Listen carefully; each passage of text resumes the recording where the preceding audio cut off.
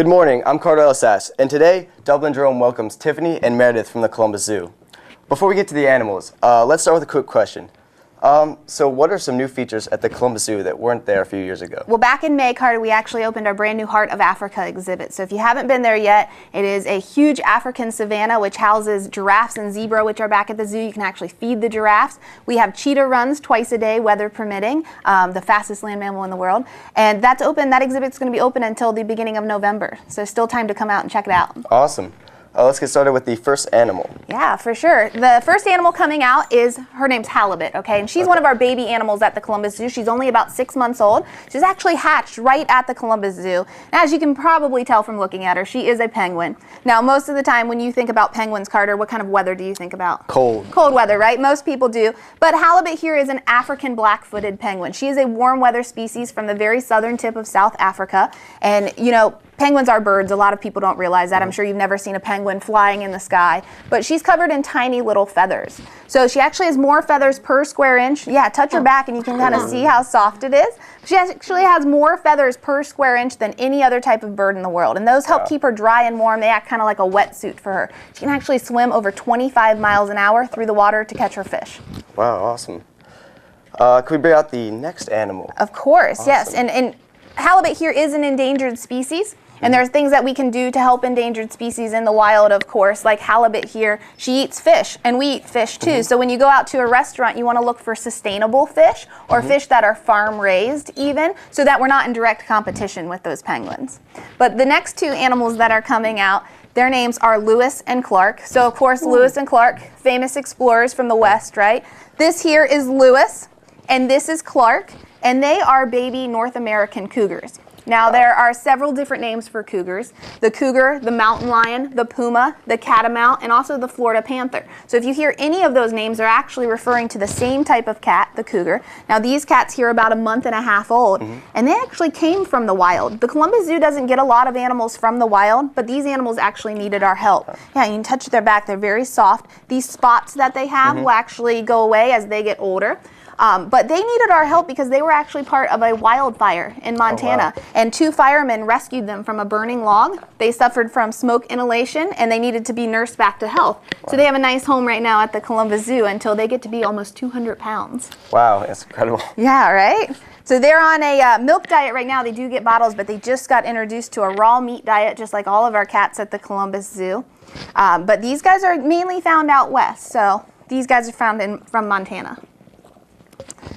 Okay, let's bring out the next animal. All right, awesome. Yeah. Can you do both of them there? Now, the next animal is kind of different maybe than what you're used to seeing. They look a little bit different than, of course, Lewis and Clark did, but they have a very protective armor.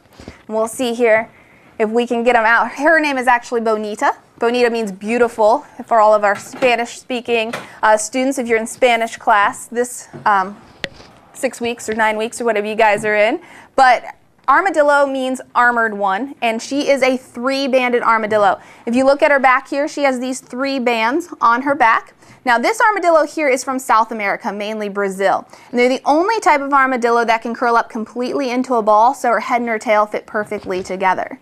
So she is an insectivore. If we want to put her down for just a minute, I know we don't have a lot of time, you can touch her. The outside there is made out of keratin, just like your fingernails and hair. So that's how she stays nice and protected. But she's an insectivore, so she'll crawl around. She can actually sniff out an insect from about 6 to 8 inches under the ground.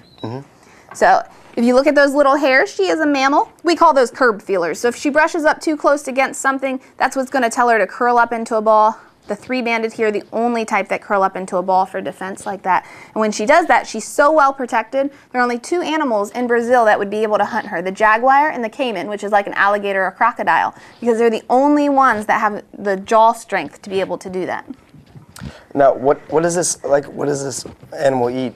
She's an insectivore, so any types of insects, worms, grubs, termites, ants, and like I said, she's always sniffing at the ground. She can actually sense an insect from 6 to 8 inches under the ground. I don't know if you saw those long claws that she has, but when she senses an insect, she'll start digging. She has a long, sticky tongue that she'll stick down in the ground, help her slurp up all of those bugs. She's related to the anteater and also the sloth. Awesome. Now, I just want to go back to a general question.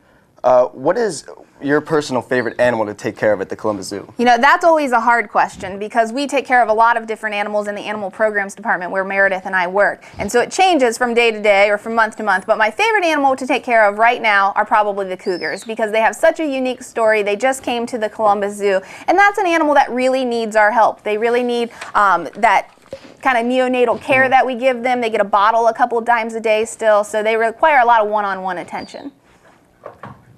Okay, so back to the black-footed penguin being on the endangered species list. What other animals at the Columbus Zoo are on this list? You know, quite a few animals are on the endangered species list at the Columbus Zoo. We'd be here all day if we had to list all of them. Probably about 90 to 95% of the animals at the zoo. When you're at the zoo and you look at the signs that we have up, animals that are in the SSP, the Species Survival Plan, are there because they really need our help. The zoo is in the business of conservation. We really want to save these species so that they're still here when you have kids or your kids have kids. And that's what zoos are really here for, is conservation and helping endangered species.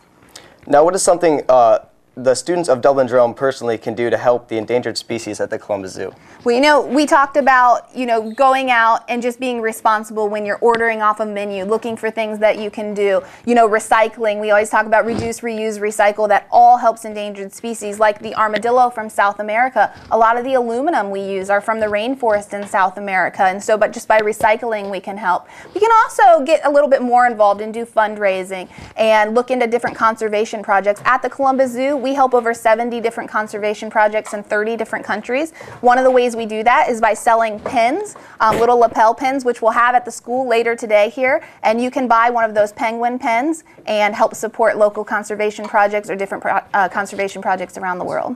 How much are those pens going to be? They're going to be $2 today. Okay, awesome. And you can find them in the room, this room, Studio 112. And I just want to say thank you so much, Tiffany and Meredith, for coming in and answer some questions and bringing in animals. No problem. Thanks for having us. Till next time, Jerome, have a lovely day.